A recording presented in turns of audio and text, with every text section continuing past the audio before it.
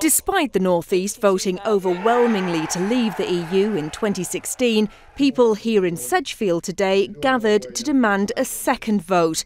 They were led by the Labour MPs for Sedgefield and for Redcar. We know more about what Brexit is today than we did 2.5 years ago. If you listen to even what the Chancellor of the Exchequer has said, this is Theresa May's Chancellor of the Exchequer, has said that under whatever Brexit deal we get, even the one that they've negotiated, this country is going to be worse off. I think it needs to be put back to the British people. The audience of around 60 were all in favour.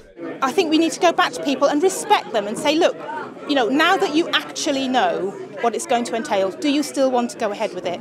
If you still want to go ahead with it, that's fine, I'll respect your vote. We're heading for something that's looking like a disaster, and surely it's got to be democratic to give people another chance to say what they think. Can people stomach another referendum on this? Isn't it time just to get on and get Brexit through?